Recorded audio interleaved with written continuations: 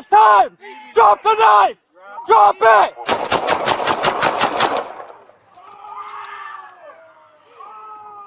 Fuck! Oh my God! Hey! Hey, drop the knife! Drop the knife! Do you have a taser? No, drop the knife! Drop the knife! Drop the knife! Drop! Drop the knife! Drop the knife! Woman, you're gonna get shot! Drop the knife! Drop the knife! Drop the knife! Drop it! Last time! Drop the knife! Drop it!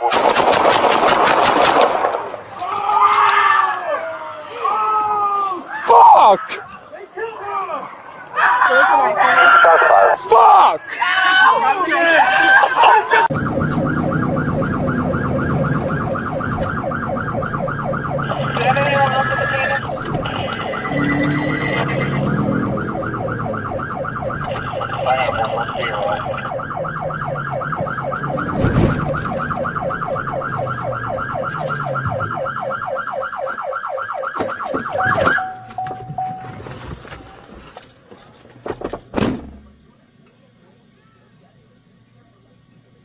Any of the units able to free up, head over to 687 Blue Hills Ave.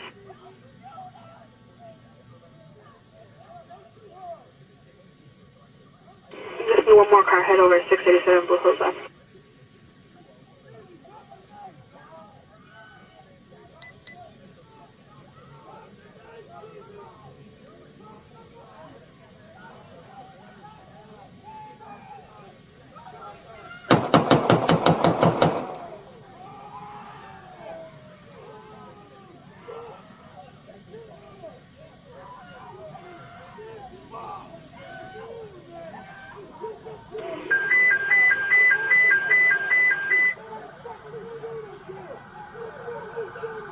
Shots fired, 687 Blue Hills Ave, shots fired.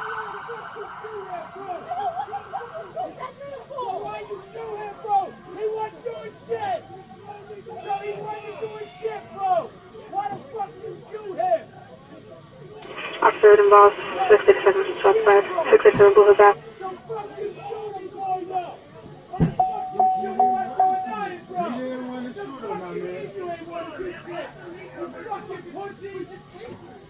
We did change it, my man.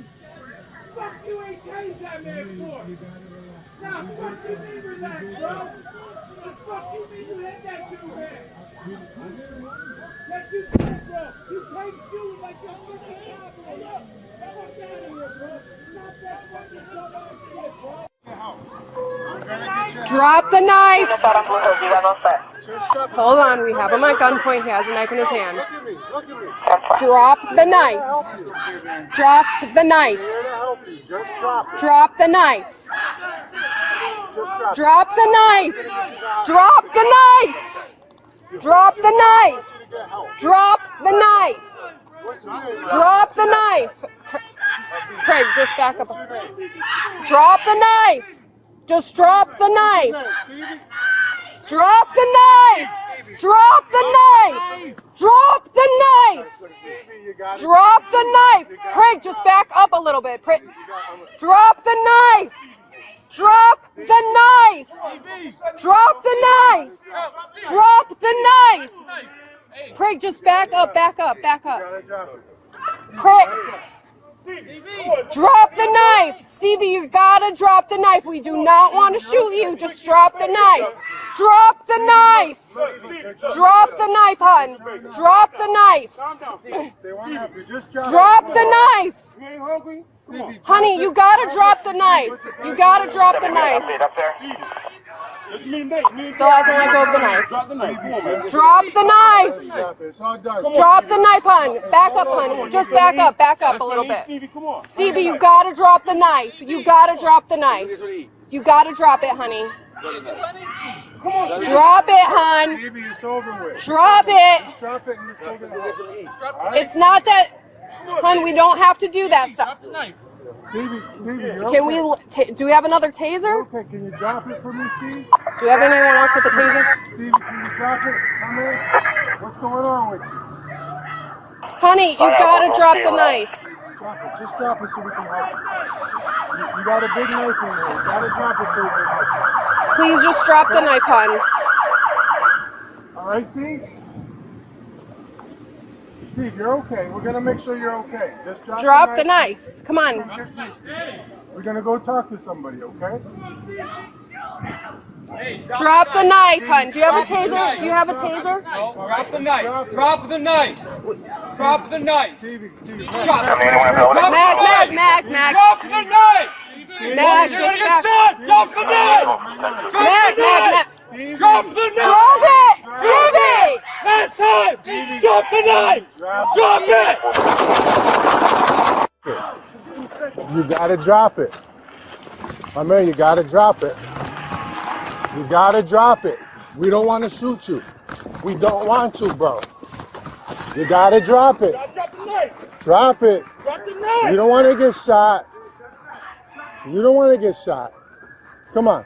Drop the knife. We don't want to do that. Can you just drop the knife for me, my man? Just drop it. Just drop it. Just drop it.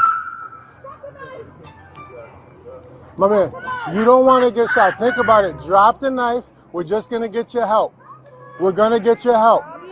Just drop it. Just drop it. My man, we're good. Yo, look at me. Look at me. We're here to help you. We're here to help you. Just drop it. Just drop it.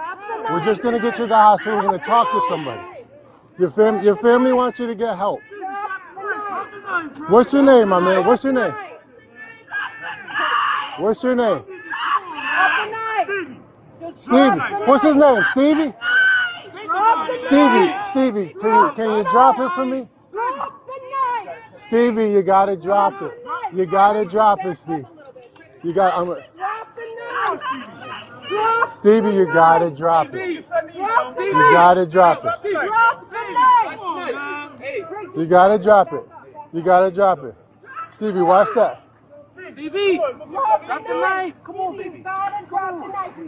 Stevie, you're okay. Stevie, look. They're trying to help you. They're trying to help you. Calm down, Stevie. They want to help you. Just drop it and we'll help you. You ain't hungry? Stevie, drop it. Drop it. We're going to put the guns away and that's it. Stevie. It's me and Nate. Me and Derek. You gonna just send me. Drop the knife. Stevie, just drop it. Just drop it. It's all done, Stevie. It's all over with, Steve. Good job, Sonny. Stevie, come on. Steve, You gotta drop the knife. You gotta drop the knife. You gotta drop it, honey. Get Sonny, Stevie. Come on. Drop it, hon. Stevie, it's over with. It's over with. Just drop it and let's go get help. All right? It's not that. You don't have to do Stevie, that. drop the knife. Stevie, you're okay. Do you have another taser? You're okay. Can you drop it for me, Steve? Stevie, can you drop it, my man? What's going on with you? Drop it. Just drop it so we can help you. You got a big knife in your hand. You got to drop it so we can help you. Okay? All right, Steve? Steve, you're okay. We're going to make sure you're okay. Just drop the knife. We're going to get you. We're going to go talk to somebody, okay? Stevie, just drop it. Just drop it. Drop the knife. Stevie, Mac, chill. Stevie,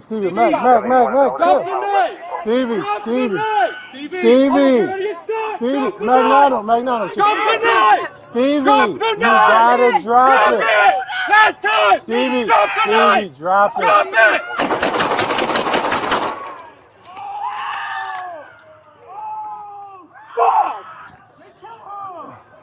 There's the knife. That's fine. Fuck. Take the knife.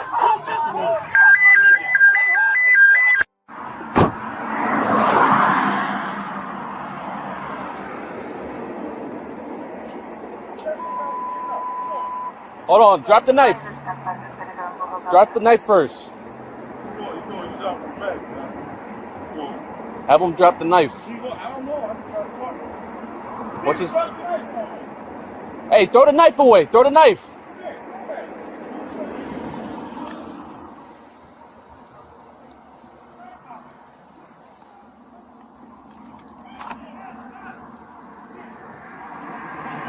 Drop.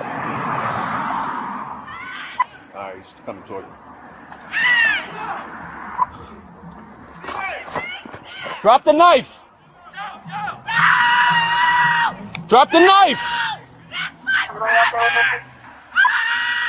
Yep. I'm not gonna shoot him. Drop the knife! Drop the knife!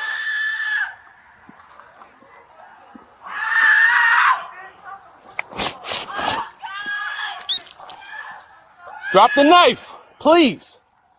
Drop the knife. Drop the knife.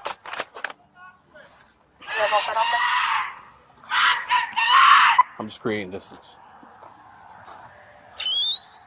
Drop the knife.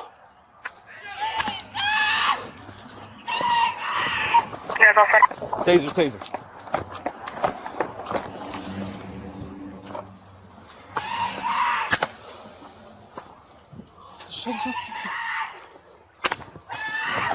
Relax. Hey, you gotta drop the knife. We don't want to shoot you.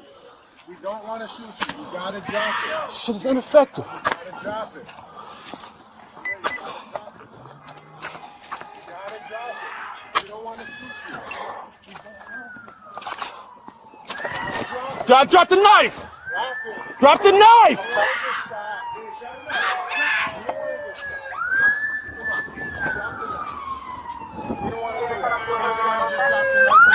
Drop the knife.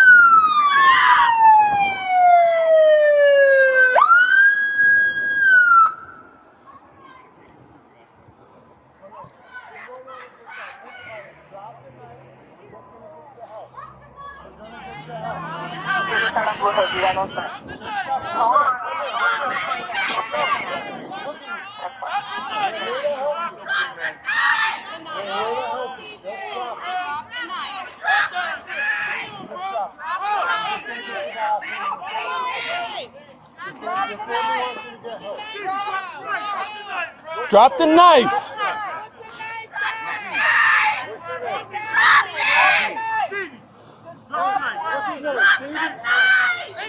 Stevie, drop the knife. Back up a little bit. Stevie, Stevie, yo, Stevie, drop the knife. Hey, Stevie, drop the knife. Come on, baby. Come on.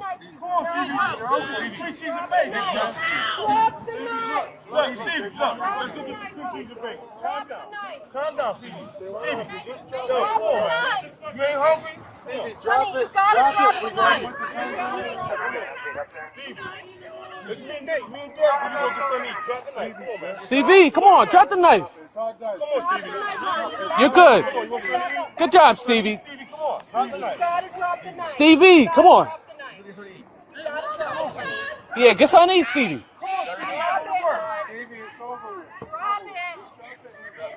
Just drop the knife, Stevie. Okay? Stevie, drop the knife.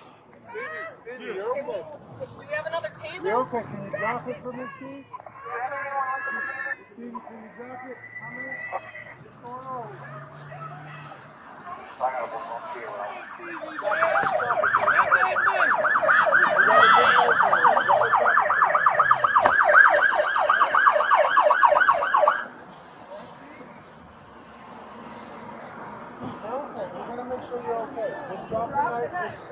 Drop the knife, Stevie. We're gonna go talk to somebody, okay? Come on, Stevie. Stevie, drop the knife, all right? Stevie! Drop the knife! Drop the knife! Stevie! Mama, you're gonna get shot! Drop the knife!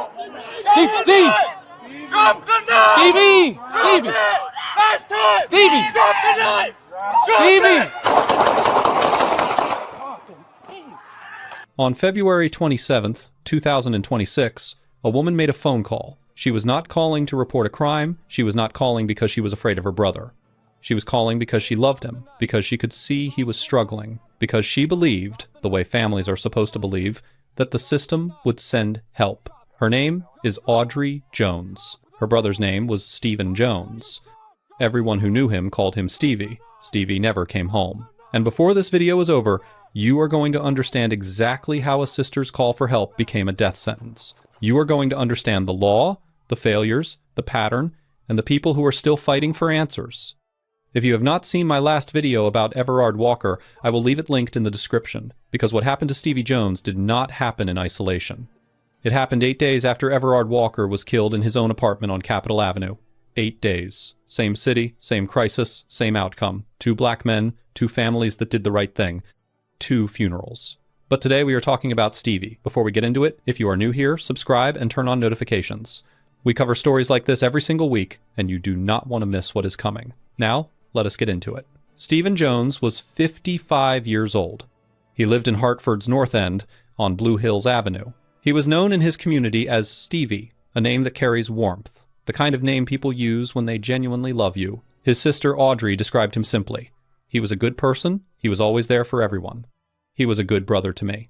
That is who was standing on that front stoop on the morning of February 27th. Not a criminal, not a threat. A 55-year-old man who was not well, whose family could see it, and whose sister made the hardest kind of decision a family member can make. She called for help. Audrey Jones dialed 911 on the morning of February 27th, 2026. She reported that her brother was experiencing an acute mental health crisis. She told them he had not taken his medication. She was present. She was trying to get him care. Now I need to pause here because I covered this in my Everard Walker video, and I need you to carry that context into this story. Hartford had a program, a real one.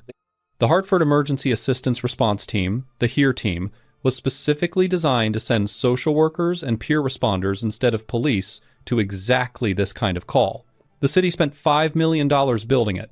It had handled over 2,000 calls since 2022. It existed so that a family like Audrey's would not have to pray that the people who showed up at their door would choose care over force. But by January 2026, that program had already been quietly gutted. Weekend coverage eliminated entirely. Evening hours cut. A key partner organization dropped. Federal funding had dried up and the city had not replaced it. So when Audrey called 911 on that Friday morning, the full safety net that should have caught her brother was already fraying at the edges. What arrived instead was police. Officer Josue Charles arrived first. He found Stevie Jones on the front stoop of his apartment holding a knife. He immediately ordered Stevie to drop it. Stevie walked slowly toward him. Officer Charles deployed a taser. It was ineffective. And then Officer Charles said something to Audrey Jones that I want you to hold on to. He looked at her and said, "I am not going to shoot him." Read that again. The first officer on scene, facing a man with a knife, made a choice. He made a promise. I am not going to shoot him. Officer James Prignano arrived next. He kept talking to Stevie. He told him, "We don't want to shoot you. We don't want to, brother. We're just going to get you help. We're here to help you. Just drop it. We're just going to get you to the hospital. We're going to talk to somebody. Your family wants you to get help." Officer Jacqueline Torres arrived third. She asked Stevie to drop the knife. She asked if anyone had another taser. She kept the tone measured. She kept working. For 5 full minutes, 3 officers stood in the street with Stevie Jones. They formed a semicircle around him. They called him by name. They told him he was going to be okay. They did not fire their weapons. 5 minutes is a long time when you are afraid. 5 minutes is a long time when you are holding a position and trying to reach someone who cannot reach back. Those 3 officers held that line. And then a 4th officer arrived. Officer Joseph Magnano pulled up to Blue Hills Avenue as the 4th officer on scene. He was 23 years old. He had graduated from the police academy on March 28, 2025. He had been on the job for less than 1 year. He was still inside his probationary period. He had no taser. From the moment Officer Magnano stepped out of his patrol car to the moment he fired the first shot, 32 seconds elapsed. 32 seconds. While the other officers had spent 5 minutes building toward a moment where Stevie might put down that knife, Magnano arrived, pointed his gun, and within 32 seconds made a decision that those 3 officers had spent 5 full minutes refusing to make. The body camera footage shows what happened in those seconds. Officer Torres asked Magnano if he had a taser. He said no. He pointed his weapon at Stevie and ordered him to drop the knife. Stevie walked toward him. Officer Prignano can be seen raising his hand toward Magnano in what appears to be a pause gesture. He called Magnano's name. "Magnano, Magnano," he said. "Torres said it too." Mag. Magnano fired 9 times. Stevie Jones collapsed in the street. Audrey Jones, who had called 911 to get her brother help, who had stood on that street and watched officers try to reach him, screamed. She had told them he hadn't taken his medication. She had begged them not to shoot. "I screamed at the police, 'Don't shoot him,' she said later. He didn't take his meds, and they shot him anyway." Stevie was transported to the hospital.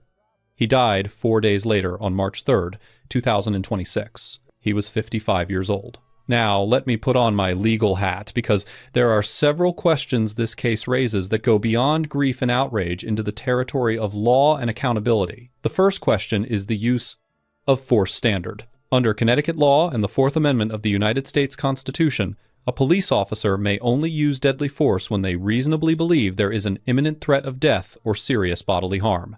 The legal test is not what the officer felt subjectively. It is what a reasonable officer in that situation would have believed. Here is why that matters in this specific case. 3 officers, all facing the same man with the same knife in the same street, made the determination not to fire. They held that position for 5 minutes. Then a 4th officer arrived and fired within 32 seconds. Civil rights attorney Ben Crump asked the question that the law demands be answered. Why did the other 3 officers not shoot? Why did they have restraint? If the situation legally justified deadly force, why were 3 trained officers exercising a different judgment? That contrast is not just emotional, it is evidentiary. In a civil lawsuit, the conduct of the other 3 officers becomes directly relevant to whether Magnano's use of force was objectively reasonable.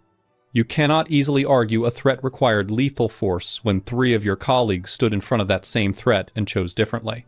The second question is experience and judgment. Magnano was less than 1 year out of the academy. A criminal justice expert named Mike Lawler, an associate professor at the University of New Haven who helped shape Connecticut's policing standards, noted that experience matters in high-pressure situations. He observed that the first 3 officers were maintaining eye contact, engaging in conversation, keeping what for them was a safe distance. He said everything changed when the 4th officer arrived suddenly. Magnano's rapid engagement with Stevie, Lawler said, highlights the challenges that arise when a relatively inexperienced officer confronts a volatile scenario. The police union pushed back on this. Union President Sergeant James Rutkowski argued that all 4 officers had their guns drawn, that this was a lethal situation, and that Magnano did what he was trained to do. But that argument carries its own weight. If a less than 1 year officer with 32 seconds on scene, no taser, and no integration with the existing de-escalation effort did exactly what he was trained to do, then the training itself is on trial. The third question is civil liability. Connecticut's Police Accountability Act is one of the strongest such laws in the country. It creates a state-level pathway around qualified immunity, the federal doctrine that has historically made it nearly impossible to hold individual officers accountable in federal court. Attorney Ben Crump confirmed the family was exploring all civil legal options. A civil lawsuit under Connecticut's accountability law would likely center on excessive force and could name both Magnano and the city of Hartford. The city's potential liability would rest in part on questions of training, supervision, and whether the deployment of an inexperienced officer without a less lethal weapon to an active de-escalation situation constituted deliberate indifference to Stevie Jones's constitutional rights. The fourth question is criminal accountability. The State Office of Inspector General was investigating whether Magnano's use of force met Connecticut's statutory standards. The bar for criminal charges is significantly higher than civil liability. A prosecutor would need to prove beyond a reasonable doubt that Magnano did not have a reasonable belief he was in danger. That is a difficult threshold, but the investigation was ongoing and the community was watching. On March 27, 2026, Hartford Mayor Arunan Arulampalam walked out of City Hall and announced that Officer Joseph Magnano had been terminated immediately. He praised the other 3 officers. He said, "What I saw were 3 officers who exemplified the very best of that badge. 3 officers who worked collaboratively as a team to de-escalate a really difficult situation. And then I saw 1 officer come in, Officer Magnano, late to the scene, not work with his teammates, not de-escalate, and the end result of that was a tragic incident that took the life of Stephen Jones." The mayor said Magnano's performance did not meet the standards expected of the Hartford Police Department. Now, here is the legal detail that almost nobody is talking about. That day, March 27th, was the final day of Magnano's probationary period.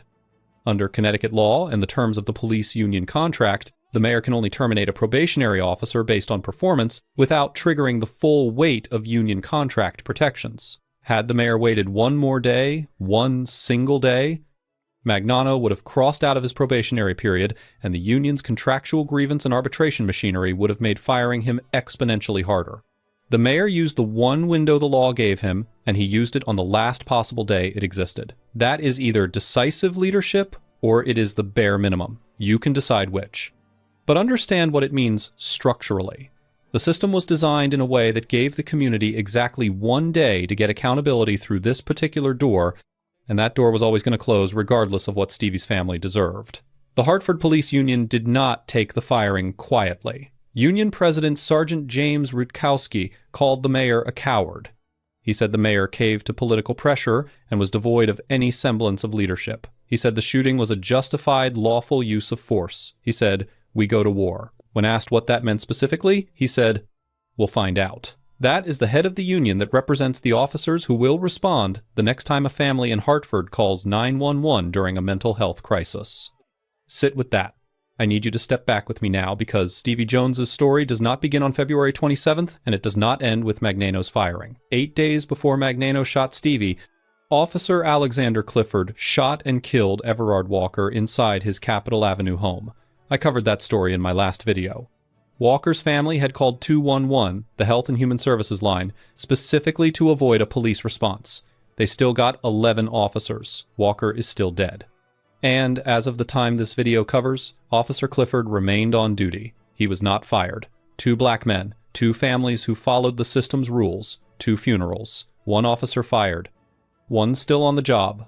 The community held the mayor and police chief to that disparity. They issued 5 demands: a public briefing within 7 days, termination of both officers, the Inspector General investigation completed within 6 months, permanent, full funding of the Mental Health Crisis Response Program, full activation of the Civilian Police Review Board. The mayor issued a statement about transparency and accountability. He did not commit to the briefing. He did not commit to firing Clifford. He did not commit to the review board. And speaking of that review board, while the community was demanding its activation, the Hartford Police Union was in the middle of a legal challenge designed to strip it of its power. The union filed a complaint arguing that when the city gave the review board the ability to take misconduct cases to binding arbitration, it violated state labor law. That case was scheduled to be heard by the State Board of Labor Relations in early April 2026.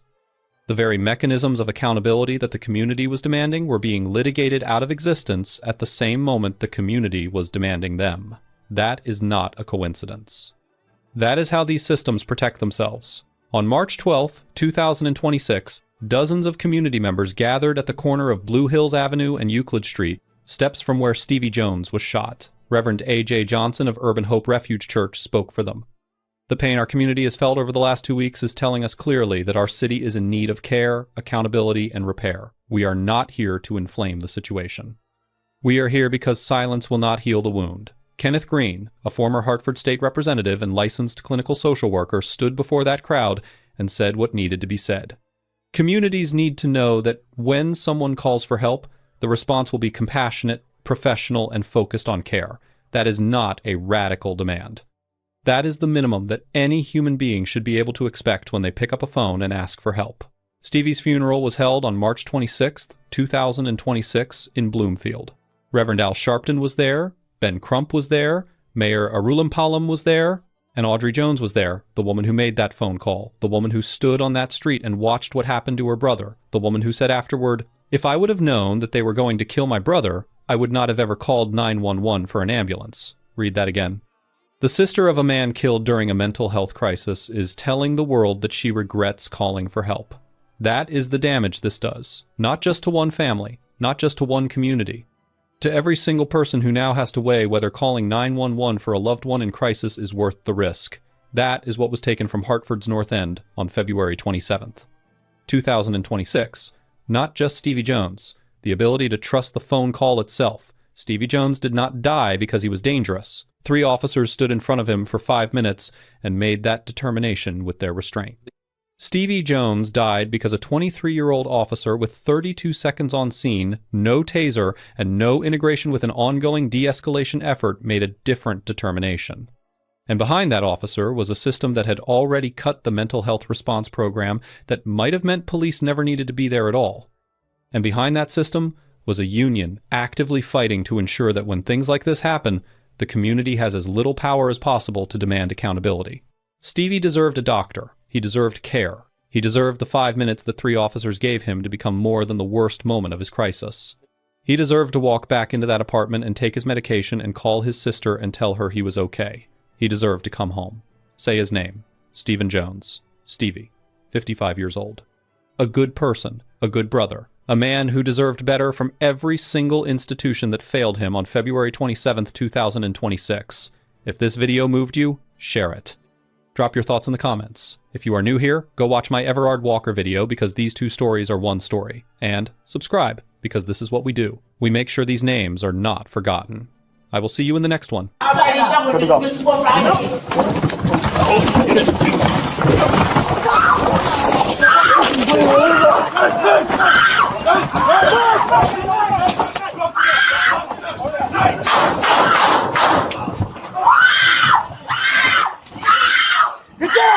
Get down! I already know it. This one right here. Go in. Get it. Get it.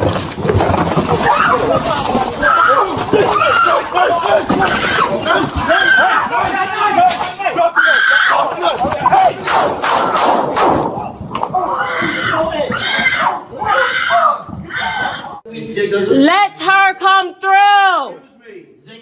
No. No. Because he put his hands on me, so I'm not shutting up. Don't.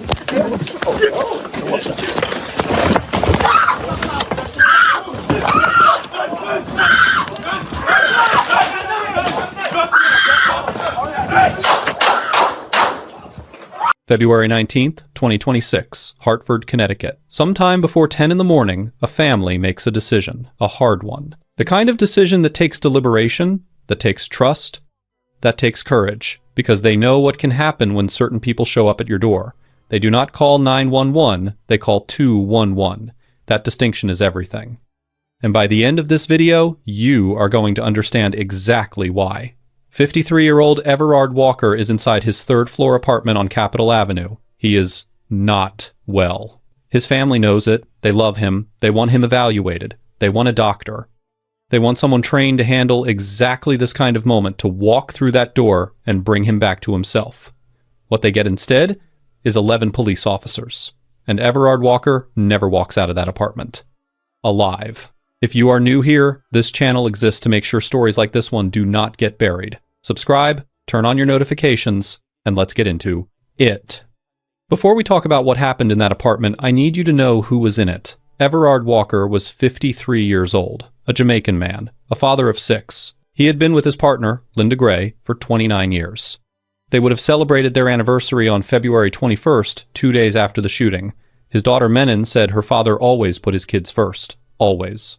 His brother Charles described a man who was his world. Linda Gray said it plainest of all. Everard was my world. He was my healer. This was not a stranger. This was not a name on a report. This was a man who showed up for his family every single day. Now, here is the context you need about his mental health, because it matters to everything that follows. Last fall, Everard Walker had a psychotic episode linked to a laced cigarette, something that happened to him, not something he chose. He was involuntarily hospitalized. And while he was locked away, unable to get to the people he loved, his 29-year-old stepdaughter died of cancer. He missed her death. He missed her funeral. He never got to say goodbye. By February 2026, Walker had run out of his medication. He was struggling. His family could see it. And so they did what a family that loves someone is supposed to do. They asked for help. Now, let me teach you something, because this is where the legal education starts and where the systemic failure begins. 211 is not 911. In Connecticut, 211 is the Health and Human Services helpline specifically designed as an alternative to calling police during a mental health crisis. The state of Connecticut invested $5 million building out its mental health crisis infrastructure, including something called the HEART Team in Hartford, specifically so that a situation like Everard Walker's would not require a police response. $5 million. The family knew this. That is why they called 211 and not 911. Walker's son Jadane made that call. The family told the operator repeatedly, Everard is not dangerous to himself, he is not dangerous to the community, he ran out of his medication. He needs an evaluation. He needs a doctor. They were not calling in a threat. They were calling in a father. 2 clinicians from the Capital Region Mental Health Center were dispatched. 2 trained professionals equipped to handle exactly this. That is, the system working the way it was designed to work. But then, those clinicians made a request. They asked Hartford police to accompany them. And right there, right at that moment, the door opened to everything that followed. If the people specifically trained to handle mental health crises felt they needed police backup to walk into Everard Walker's apartment, what does that tell you about how this city views black men in mental health crisis? Not as patients, not as human beings who need care, as threats that need to be managed. That request changed everything. Let me walk you through what happened, beat by beat, because the timeline matters. Officers arrive alongside the clinicians. Walker's son and daughter are present. The clinicians begin speaking with Walker through the open doorway. That is the protocol. And for a while, it works. Nobody is in immediate danger. The situation is tense, but contained. Then, officers attempt to enter. Walker pushes back.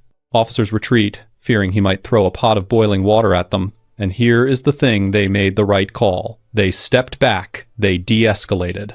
No shots fired. Nobody hurt. Negotiations continue for nearly an entire hour. Let that sink in. For almost 60 minutes, Everard Walker is in that apartment with his children, with mental health professionals, with police outside his door, and nobody is dead. The situation is being managed. Then, just before 11 in the morning, Walker tries to close his door. His own son, the same son who made the 211 call to get his father help, physically tries to restrain him. Officers decide to re-enter to assist. Inside that cramped apartment, Walker produces a knife. Officers order him to drop it. He does not comply. Officer Giovanni Rivera loses his footing and falls backward. Officer Alexander Clifford fires multiple shots. Everard Walker is struck in the torso, in the neck, in his right arm. He is transported to St. Francis Hospital. He is pronounced dead. From a 211 call to a homicide in 1 hour. Now, let me put on my legal education hat. First, the knife. The family's attorney described it as a ratchet, a 4-inch pocket knife, common in Jamaican culture. And here is what I need you to notice before the investigation was even complete. Before any determination of whether this shooting was justified, the Office of the Inspector General released still images of Everard Walker holding that knife. Why? Who does that serve? It does not serve Everard Walker. It does not serve his family. What it does is construct a narrative, a justification before we even have all the facts. That is a tactic. Recognize it. Second, use of force law. Under Connecticut law and the Fourth Amendment of the United States Constitution, deadly force by a police officer is only legally justified when the officer reasonably believes there is an imminent threat of death or serious bodily harm. The key word is reasonable. 11 officers. A cramped third-floor apartment. One man with a 4-inch knife who ran out of his medication. Did Everard Walker require a lethal response? Or did 11 officers crowding into a small apartment create the very conditions that made a lethal outcome almost inevitable? The family's attorney asked it directly. How does it go from 2 social workers and 2 police officers to 11 officers barging into his house and killing him? That is not just a moral question. That is a legal and administrative question this city needs to answer. Third, the homicide ruling. The medical examiner ruled Everard Walker's death a homicide. I need you to understand what that means legally, because people confuse this constantly. A homicide ruling classifies the manner of death one human being caused the death of another. It is not an automatic criminal charge, but it keeps the door open. The Inspector General still has to decide whether to refer this case for prosecution. That ruling is a foundation, and the family's legal team is building on it. Fourth, Connecticut's Police Accountability Act. This is one of the strongest police accountability laws in the country. It allows civil lawsuits against individual officers and against municipalities for excessive force or constitutional violations. This matters because of qualified immunity, the federal doctrine that has historically made it nearly impossible to sue police officers in federal court. Connecticut's law creates a state-level pathway around that barrier. The Walker family does not have to clear the impossible federal bar. That is a tool, and they are using it. Now let me zoom out, because what happened to Everard Walker did not happen in isolation. 8 days after he was killed, 8 days Hartford police responded to another mental health call. Another black man, another family that called for help. His name was Stephen Jones, 55 years old. Officer Joseph Magnano arrived on the scene, and within 30 seconds, he opened fire. 9 shots. Jones died. 2 black men, 2 mental health calls, 2 families who asked for help, 11 days apart. The pattern is not a coincidence. The pattern is the system. The community said enough. Organizations across Hartford made 5 demands of the mayor and police chief: a public briefing, termination of the officers involved, the inspector general investigation completed within 6 months, permanent mental health crisis funding, and full activation of the Police Accountability Review Board. Mayor Arulampalam issued a statement about transparency and accountability. He did not commit to the briefing. He did not commit to firing the officers. He did not commit to the review board. Officer Magnano, who shot Stephen Jones, was eventually fired. Officer Clifford, who shot Everard Walker, remained on duty. The difference in how the same administration handled these 2 cases tells you something. Sit with that. Both men killed were black. Both families called the system designed to help them. Both were met with bullets. This is not feelings. This is history.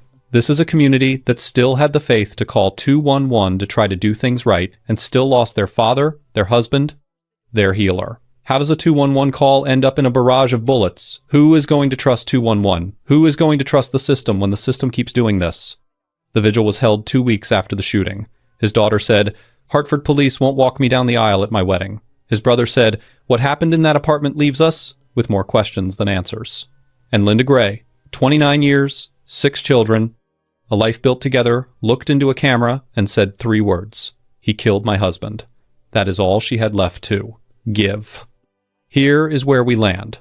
Everard Walker did not die because he was a danger to this city. He died because a system that was supposed to protect him failed him at every single turn.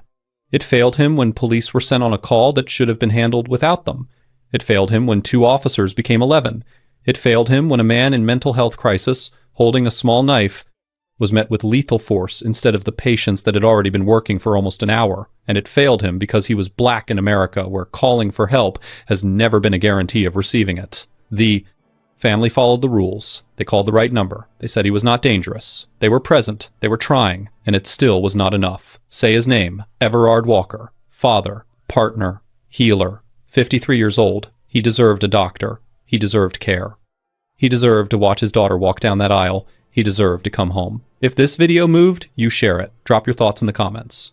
And if you are new here, subscribe, because this is what we do. Every single week, we make sure these stories do not disappear. I will see you in the next one.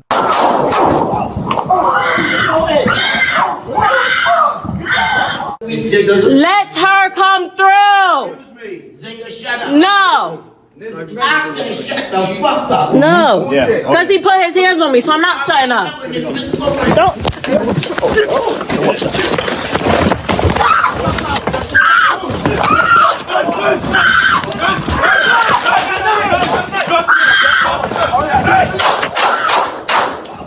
That's what happened. Okay. Do you have anything illegal in the car? No. Okay. You don't have any crack? I don't. Weed? Sir, I'm a fucking business owner, okay? Okay. I don't have no crack. I don't have no weed. I don't sell drugs, do drugs, no none of that bullshit. Question. It's not a question. It was a question. That's very derogatory for you to derogatory? say. Probably because I'm black. He was a black man, I already and y'all told you think that that it looked like we were selling drugs. No, because I'm highly upset that I feel offended. Upset. I would like it too.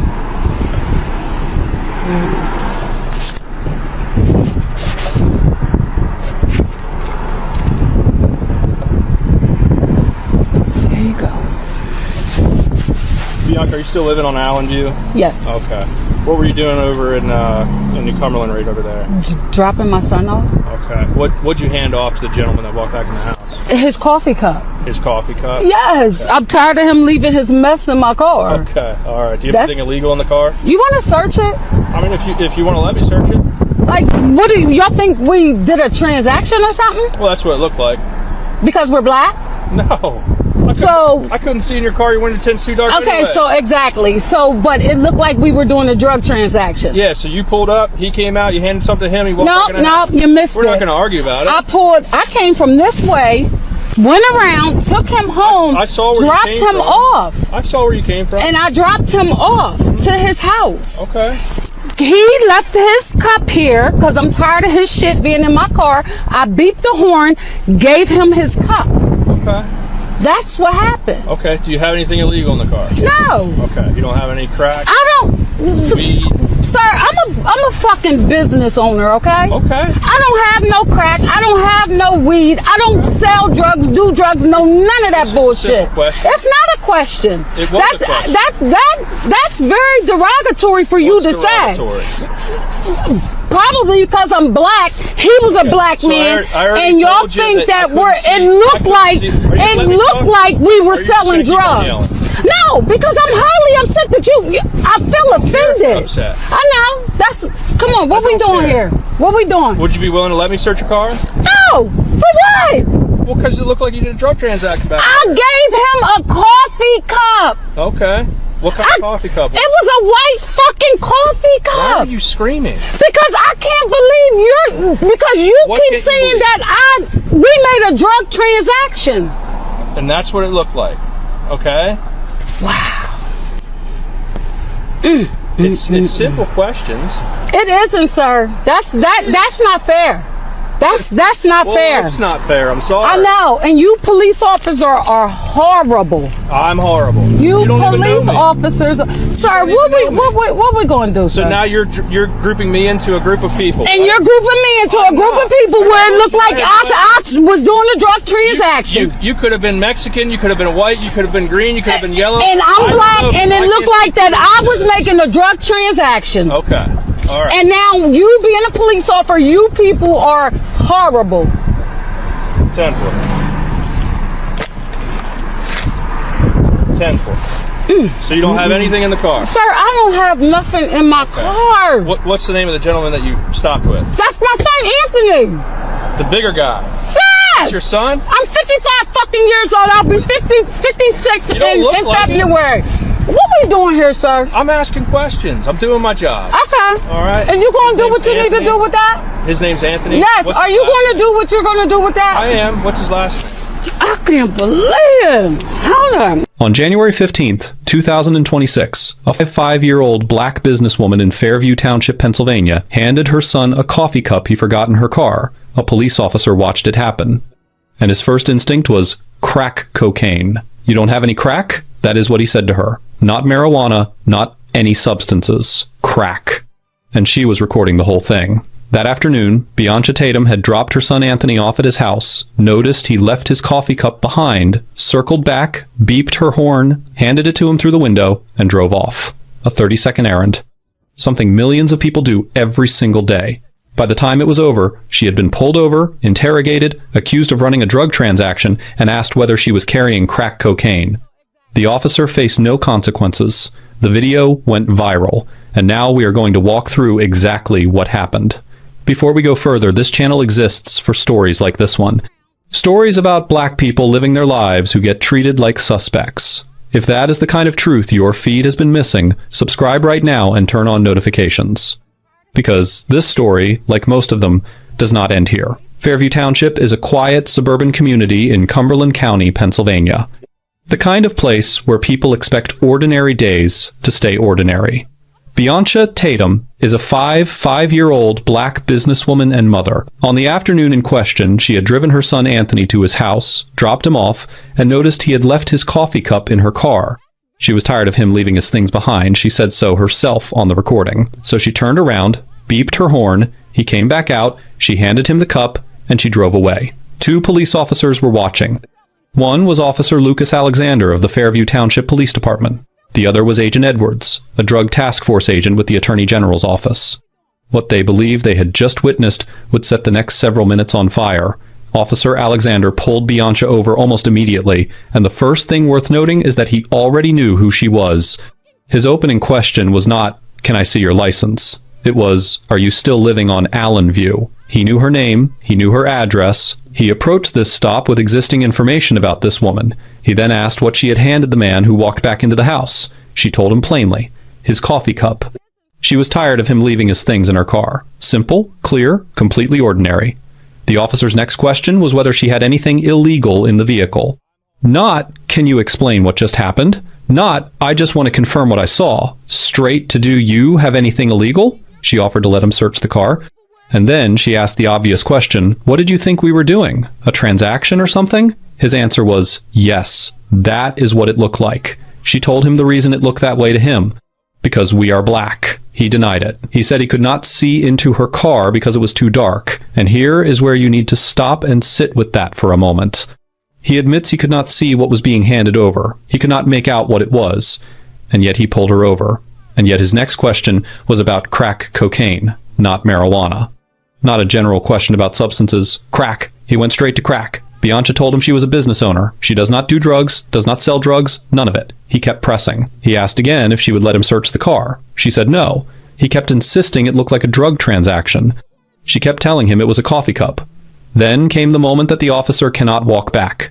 When she told him that Anthony was her son, he responded, "The bigger guy? That's your son?" The surprise in that question is not subtle. He looked at a tall black man and could not connect him to this woman as her child. He looked at them and saw something other than a mother and son. He told her she did not look old enough. She told him she was 55 years old and would be 56 inches February. She never stopped pushing back. She told him directly, "You are grouping me into a category because I am black." He offered her the deflection that has become almost a script at this point. You could have been Mexican, white, green, yellow. He listed colors that do not exist as skin tones to argue he does not see race. She was not moved, and she should not have been. The word crack is the turning point of this entire encounter. Not because it is the most dramatic moment, but because it is the most revealing one. When an officer cannot see what is being exchanged, when he admits visibility was the issue, the word he reaches for tells you what assumption was already sitting in his mind before he even approached the car. He did not say, "I could not tell what it was." He did not say it looked like an exchange of some kind. He said crack, specifically, immediately. That word did not come from what he observed. It came from what he assumed. And what he assumed was shaped by who he was looking at. No drugs were found. No charges were filed. Bianca Tatum was free to go. But free to go is not the same as unharmed. She drove away having been publicly accused of selling crack cocaine to her own son. She drove away having had to defend her identity, her profession, her family, and her basic dignity on the side of a road in her own community. And her son Anthony, the bigger guy, stood there and watched his mother be treated like a criminal for handing him a cup of coffee. That is what she walked away with. Here is the constitutional question at the center of this stop. The Fourth Amendment does not bend for suspicion that makes someone uncomfortable. It requires reasonable suspicion, specific, articulable facts that a crime is taking place. Not a feeling. Not an assumption. Facts. The officer's own words undermine his own justification. He said he could not see into the car. He said it was too dark, which means he did not have specific articulable facts. He had a hunch, and that hunch was dressed up as police work. Bianca exercised her rights correctly. She declined to consent to a vehicle search. She declined to provide her son's last name. She was not legally required to do either. And critically, no evidence was found and no charges were filed. That absence speaks loudly about what the legal basis for that stop actually was. Officer Lucas Alexander was sworn into the Fairview Township Police Department on October 14, 2025. That means this encounter happened less than 3 months into his time at this department.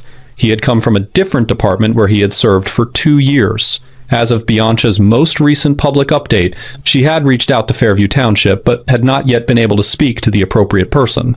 She described the process of following proper steps while making clear she had no intention of letting this go quietly. There has been no public statement from the Fairview Township Police Department addressing the substance of her complaint. No acknowledgement, no accountability. Not yet. Let us be direct about what this stop fits into. A black mother and her adult son. A hand-to-hand exchange the officer admits he could not see clearly. The immediate leap to crack cocaine. The surprise that a large black man could be someone's son. The dismissal of her explanation even after she gave it clearly and calmly. The "you could have been green, you could have been yellow" deflection when she named race directly. This is a pattern. It is documented. It is consistent. Black women are routinely treated as suspects in the spaces of their own ordinary lives, in their cars, in their neighborhoods, running errands that would not raise a single eyebrow if they look different. The narrative of suspicion follows them into moments that should be invisible. Handing your son a coffee cup should be invisible. It was not invisible for Bianca Tatum. Bianca Tatum has been clear. She is taking this to the highest level she can reach. She is following the proper steps. She is not letting up. The video has been seen by hundreds of thousands of people. The officers have been identified. The department has been put on notice. What happens next depends on whether the systems that are supposed to provide accountability actually function the way they are supposed to. This channel will bring updates as they come. Bianca Tatum was running an errand. She handed her son a coffee cup. She drove away. That is the entirety of what she did. What was done to her in return was that an officer who admitted he could not see what was in her hand decided the word for it was crack. And when she told him exactly why that assumption landed the way it did, he offered her green and yellow as proof that race had nothing to do with it. She did not accept that. And neither should we. This channel does not tell you what to believe, but it will always tell you what happened. And what happened here is that a black woman in Pennsylvania was made to defend her humanity on the side of a road for handing her son a cup of coffee. That has a name. And that name is not doing his job. If this story moved you, share it. Subscribe. Drop your thoughts in the comments. Silence is how these things get buried, and this one deserves to be heard. Give me your hands! Give me your hands now! Give me your hands, motherfucker! Show me your hands! Show me your hands! Put your hands behind your back! Show me your hands! Right here. I will kill you! Put your hands behind your back now! Give me your hands! Calvary, I think they're on foot somewhere. It's July 28th, 2023. It's a Thursday morning in Kentucky, just after 10 o'clock. And somewhere on the roads, cutting through the bluegrass state, a man named Robert Kidd is behind the wheel of a stolen car, and he is running. Kentucky State Police have been alerted. The suspect is reported to be armed, he is reported to be dangerous, and he is not stopping. What follows is not a short pursuit. This chase stretches across 4 Kentucky counties. It spans 2 separate KSP post areas. Multiple law enforcement agencies get involved, coordinating across radio channels, trying to bring a dangerous situation to a close. This is a significant, large-scale pursuit moving through Kentucky roads on a Thursday morning. Dispatch is active, troopers are communicating. Everyone is focused on one thing, stopping Robert Kidd. Among the troopers who responds to that dispatch call is a man named Hayden Kilborn. Kilborn is a Kentucky State Trooper. He has a badge, a uniform, a weapon, and a responsibility. When the call goes out, he answers it. He joins the pursuit. At this point, there is nothing unusual about any of that. This is what troopers do. This is the job. But what Kilborn does next will cost him everything. If this is your first time here, welcome. This channel exists to make sure stories like this one don't get buried. Subscribe, turn on your notifications, and let's get into it. Eventually, after miles of pursuit across 4 counties, troopers managed to deploy a tire deflation device. It works exactly as it's supposed to. The tire goes flat, the stolen vehicle slows, and in Carroll County, Kentucky, the car comes to a stop. The chase is over, or at least it should be. Robert Kidd throws open the door of that vehicle and runs. On foot, into the woods. The foot pursuit is on. Hayden Kilborn is among the troopers giving chase. He is gaining on Robert Kidd, and then he deploys his taser. Kidd goes down. The foot pursuit is over. At this moment, the situation is under control. The suspect is on the ground. He is not running. He is not fighting. The chase, the long, multi-county, multi-agency chase, is finished. Robert Kidd is on the ground in the woods in Carroll County, and he is not going anywhere. This is the moment where training is supposed to take over, where everything a law enforcement officer has been taught about use of force, about de-escalation, about the difference between apprehension and punishment, this is where all of that is supposed to kick in. Robert Kidd raises his hands, he is complying, and Trooper Hayden Kilborn reaches for his baton. What you are watching right now is body camera footage that KSP chose to release publicly because even the agency itself knew that what was on this tape needed to be seen. Kilborn strikes Robert Kidd with the baton. Not once, not twice, multiple times. Blow after blow landing on Kidd's arms and upper body as Kidd lies there on the ground, showing his hands, doing the one thing you are always told to do when law enforcement has you at their mercy, comply. Submit. Show them you are not a threat. It made no difference. KSP's own public statement described what this camera captured in plain, unambiguous language. During the baton strikes, the suspect was seen on body camera footage appearing to comply and show his hands to Trooper Kilborn. That is not the language of a civil rights organization. That is not the language of a protest sign. That is the Kentucky State Police describing what their own officer did, in their own words, in an official public statement. The man was complying, and he was beaten anyway. When it was over, Robert Kidd was left with 7 stitches to his upper lip. His teeth were broken. His face and body were covered in bruising. 7 stitches, broken teeth, from a man who had already been tased, who was already on the ground, who was already showing his hands. Word of what happened gets back to KSP Command quickly. An administrative review of the incident is launched almost immediately, and what that review finds is not ambiguous. There is no prolonged internal debate about whether what Kilbourne did was justified. The agency looks at the footage and they reach a conclusion fast. 5 days after the beating, 5 days, not 5 months, not 5 years. Commissioner Philip Burnett Jr. issues an intent to dismiss Hayden Kilbourne. Not a written warning, not additional training, not a temporary reassignment, an intent to fire him permanently from the Kentucky State Police. That is a significant and rare thing.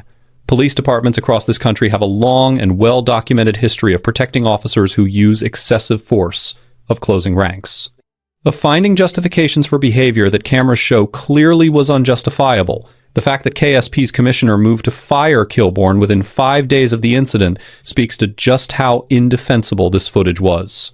There was simply no version of events where what Kilbourne did could be explained away, but Kilbourne was not going without a fight. Under Kentucky law specifically, KRS Chapter 16, Kilbourne had the right to challenge his dismissal, and he exercised that right. He requested a hearing before the KSP trial board. He made his case. The board heard the evidence, and they blinked.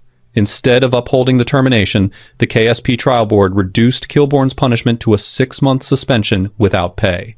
6 months for beating a compliant black man on the ground with a baton, for the broken teeth, for the 7 stitches, for the bruising that covered Robert Kidd's body, for the violation of every standard and principle that law enforcement claims to stand for. 6 months without a paycheck. That suspension ended on February 15th, 2024.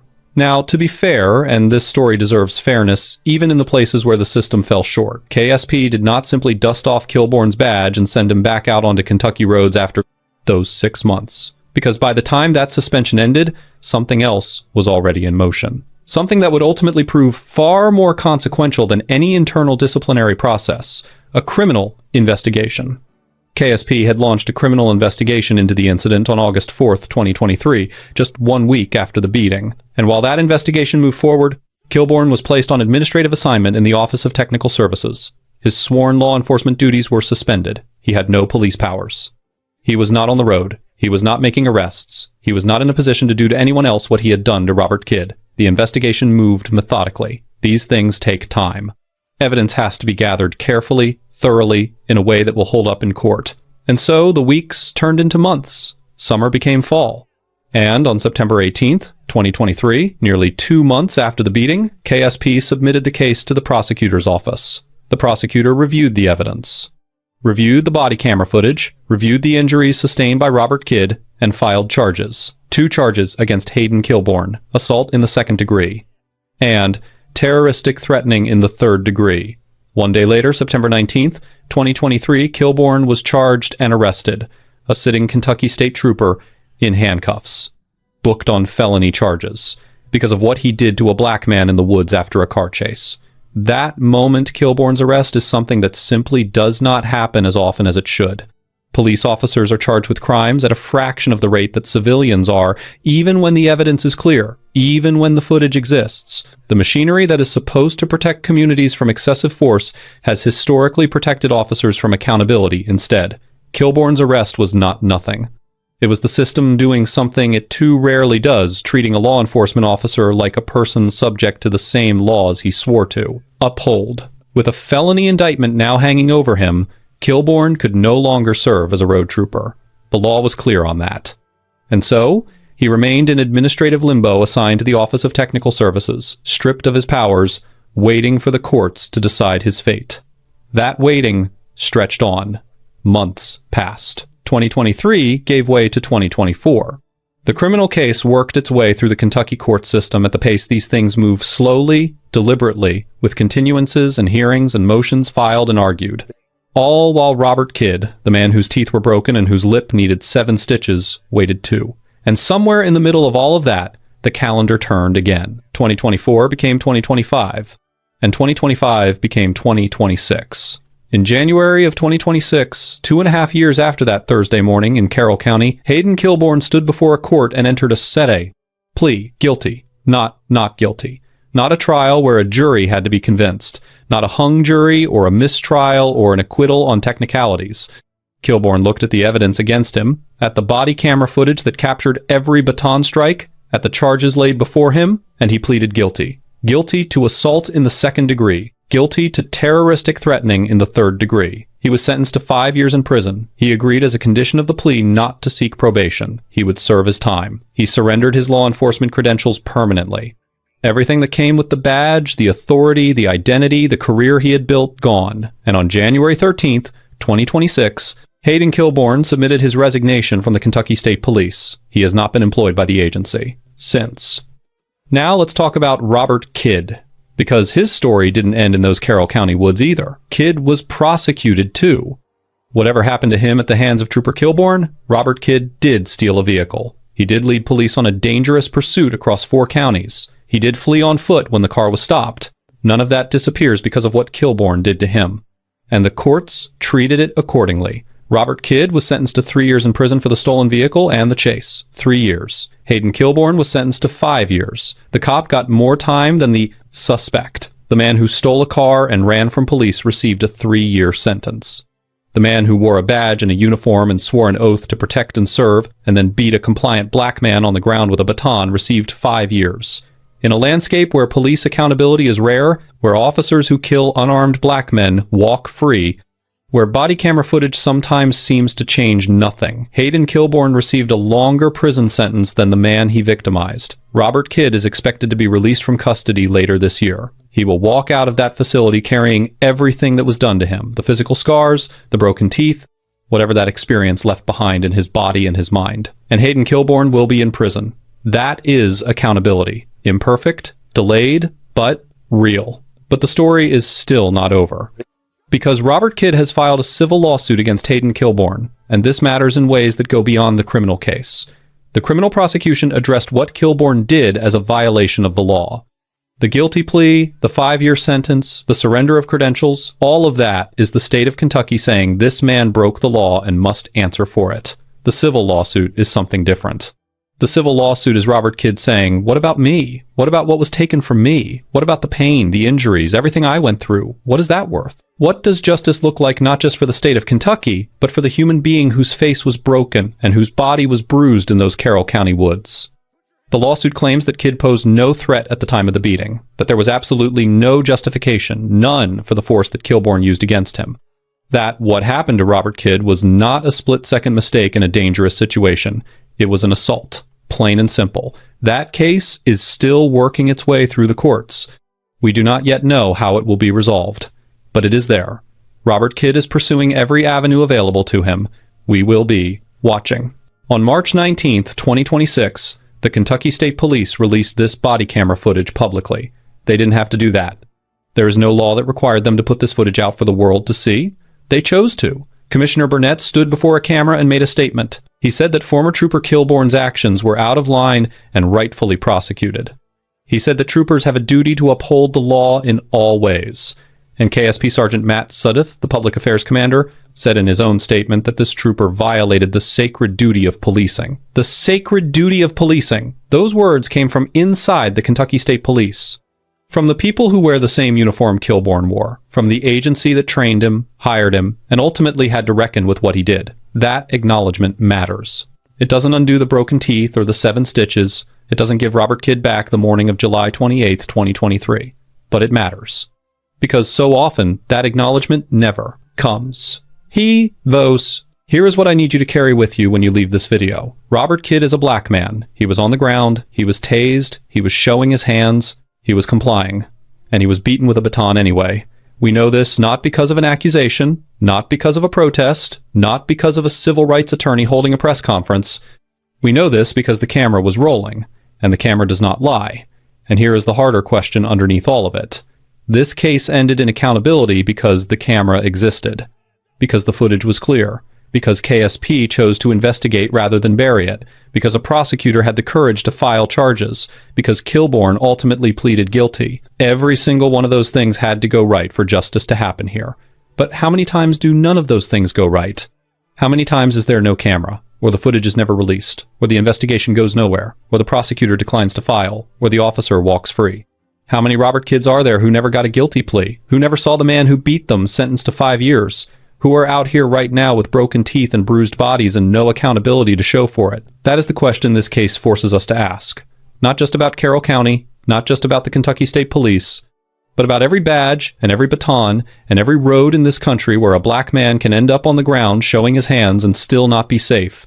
The camera was there this time. It is not always there, and that should keep all of us up at night. I will see you in the next one. I have shown you my license, my registration. I'll decide what's valid. How'd insurance. you pay for this vehicle? With my own money. Same way anyone does. Right. Cars like this don't come from honest work, not in my You just experience. told me on camera. That I cannot afford this. Sheriff Saul Howard had been in law enforcement for 16 years. He had made hundreds of stops. He believed he could read a situation before a word was spoken. The night he pulled behind a jet black Cadillac Escalade at the Hatcher Road BP station outside Caldwell, North Carolina, he was certain again. He was wrong in a way that would cost him everything. Howard positioned his patrol vehicle directly behind the Escalade, blocking the exit, and activated his lights. The vehicle was brand new. Temporary tags sat in the rear window. The woman who stepped out of the driver's seat was in her early 30s, dressed in a dark blazer and slacks, with the composed bearing of someone who had just come from a long day at an office. Howard watched her from behind his windshield for several seconds before he got out. He had already made his decision. He approached with his flashlight raised and his hand resting on his belt. He told her that in his experience, cars like the one she was driving did not come from honest work. He told her he wanted to know how a woman like her ended up behind the wheel of something that expensive. The woman kept her hands visible.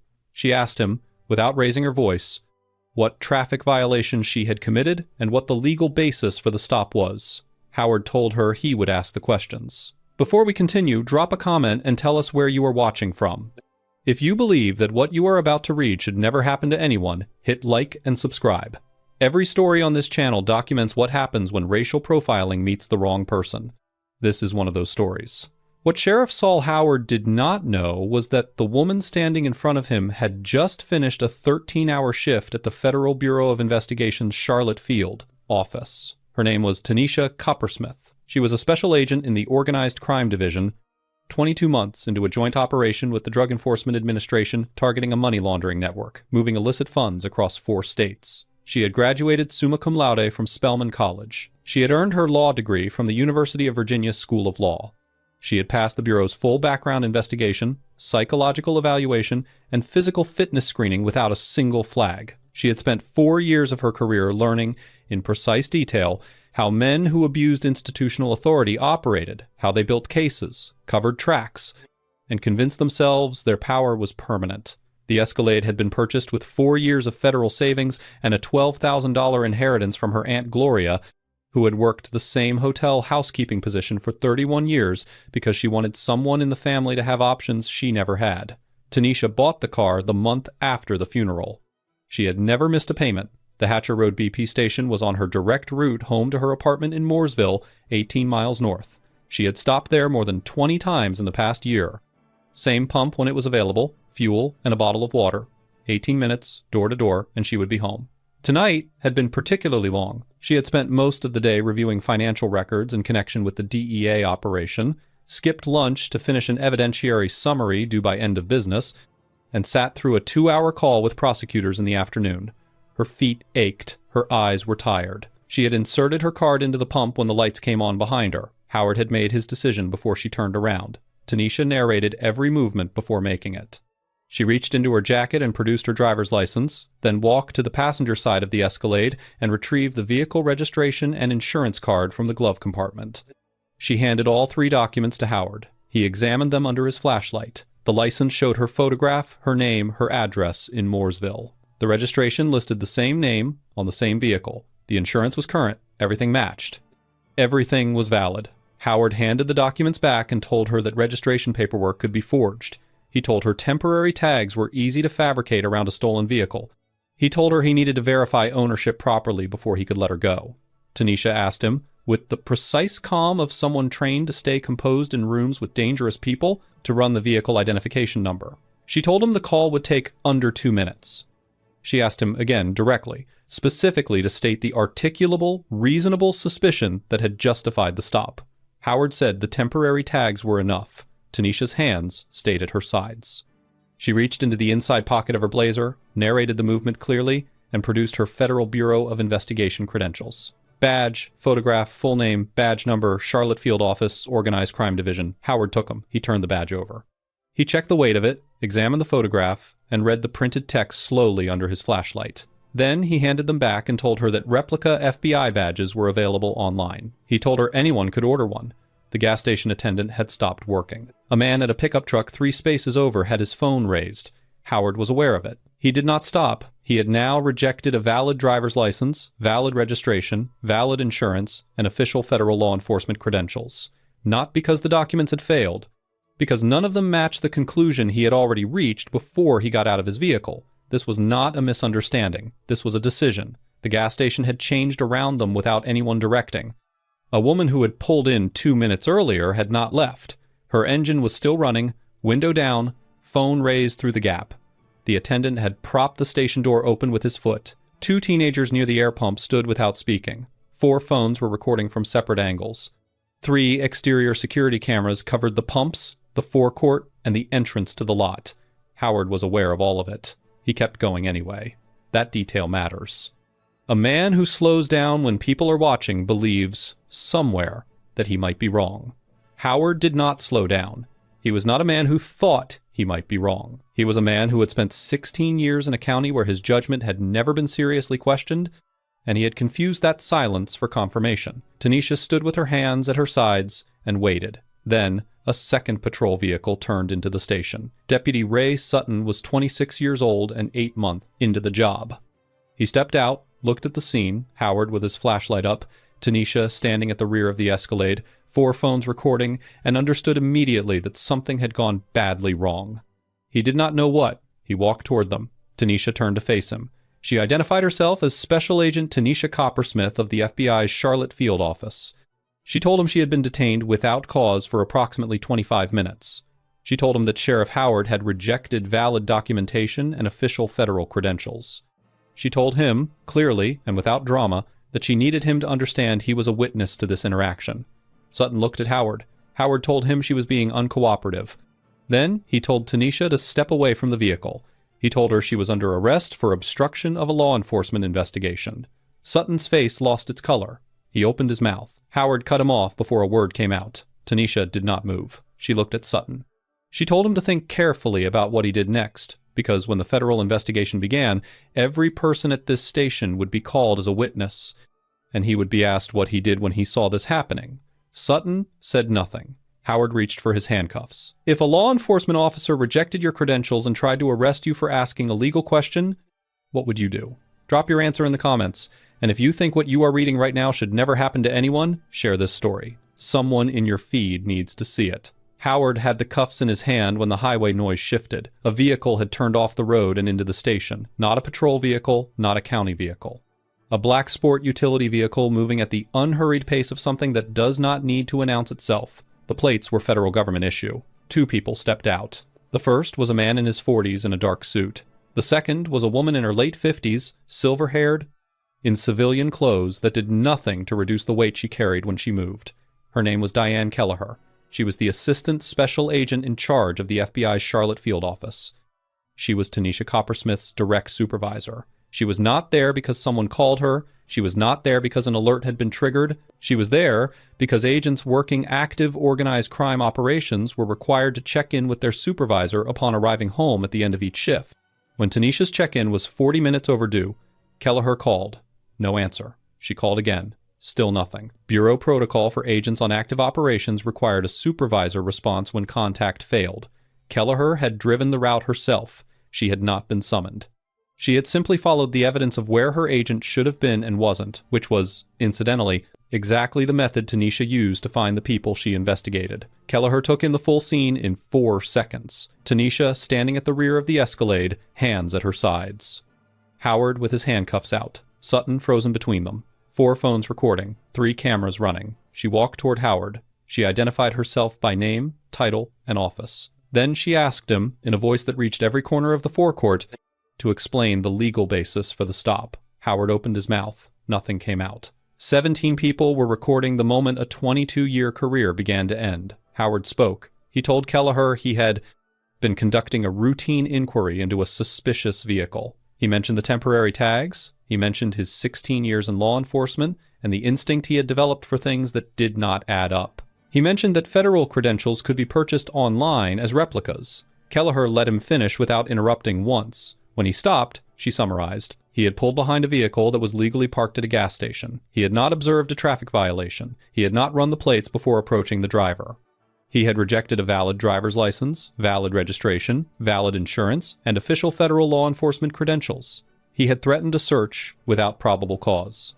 He had then attempted to place one of her agents under arrest for asking him to state his legal authority. She asked him whether that summary was accurate. Howard said nothing. Kelleher turned to Sutton and told him to call the department's duty captain. Then she turned back to Howard. She told him to surrender his badge and his weapon. She told him he was done. Tanisha gathered her documents from the hood of the Escalade where Howard had placed them during the stop. She held them for a moment. Then she looked at him. She told him she worked organized crime. She told him she had spent 4 years studying how men who abused institutional authority operated, how they mistook the power they had been given for the judgment they had never earned. She told him she knew how to build a federal case from a single night, and she told him he had given her everything she needed. Then she got into the Escalade, started the engine, and pulled out of the Hatcher Road BP station heading north toward Mooresville. Howard watched the taillights until they were gone. He was still holding his badge when Kelleher extended her hand. The footage was online before midnight. One of the witnesses posted it at 11:43. By the following morning, it had 400,000 views. By Thursday, every major network had aired the clip of Howard telling Tanisha that cars like hers did not come from honest work. Legal analysts called it one of the most explicit documented cases of racial profiling of a federal agent in recent memory. Civil rights organizations issued statements within hours. The FBI confirmed that Special Agent Coppersmith was a decorated member of the Charlotte Field Office, and that the Bureau was treating the incident with full seriousness. The internal investigation began that same week. Over the following 6 weeks, investigators working alongside the FBI's Civil Rights Division reviewed every stop record filed under Howard's name going back 4 years. They found 9 documented cases in which Howard had stopped minority drivers in late-model vehicles without articulable, reasonable suspicion and without any stated legal basis in the official report. In 3 of those cases, no report had been filed at all. Howard was terminated at the conclusion of the investigation. The state of North Carolina revoked his law enforcement certification. Under the county's official misconduct clause, his 16-year pension was forfeited in full.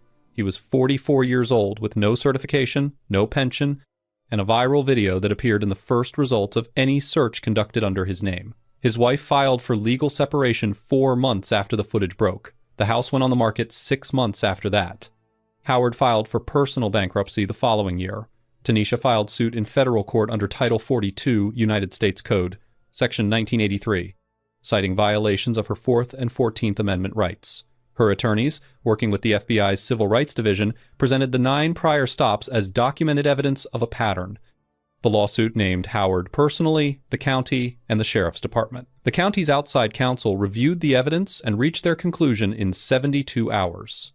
The footage was indefensible. The pattern was documented. The plaintiff was a federal agent with a clean record and a direct supervisor who had witnessed the attempted arrest. There was no version of a trial that ended well for the county. The settlement was reached privately, 14 months after the stop. $4 million. A consent decree mandating body cameras for every deputy in the department, quarterly bias training countywide, a civilian oversight board with independent investigative authority, and a requirement that every vehicle stop be documented with a specific, articulable legal basis before any contact with a driver. Deputy Ray Sutton was appointed acting sheriff during the investigation period.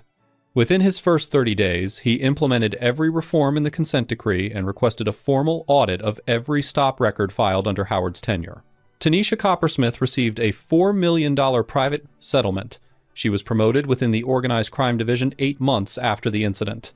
The joint DEA operation she had been working for 22 months concluded successfully the following spring, resulting in federal indictments across 3 states. She still drives the Escalade. She had a dash cam installed the week after the gas station. She wishes it was not necessary. It is. Saul Howard is 45 years old. He works a warehouse night shift at $14 an hour. His law enforcement certification is gone. His pension is gone. The video is not. Every employer who runs a background check finds it within minutes. In the 14 months since his termination, he has submitted 31 job applications. He has received 3 interviews. He has received 0 offers. He had 16 years on the job. He lost all of it in 25 minutes because he saw a black woman in an expensive car and decided, before she turned around, that she had no right to be there. Driving while black is not probable cause. Building something beautiful while black is not evidence of a crime. And when the person you choose to profile turns out to be the person whose job it is to investigate people exactly like you, the consequences do not just end careers. They dismantle everything you spent your life believing your authority would protect you from. Sheriff Saul Howard had 16 years in law enforcement and lost his badge, his pension, his marriage, and his house in 25 minutes at a gas station. The settlement was $4 million. Do you think that was enough, or should there have been criminal charges? Tell us exactly what you think in the comments. We read every single one. If you like this video, make sure to hit that like button, subscribe, and turn on the notification bell so you don't miss the next story. Share this video with someone who would appreciate it. And let's keep building this community together. And before you go, drop a comment below. I'd love to hear your thoughts on what stood out to you the most. Until next time, stay safe, stay curious, and I'll see you in the next.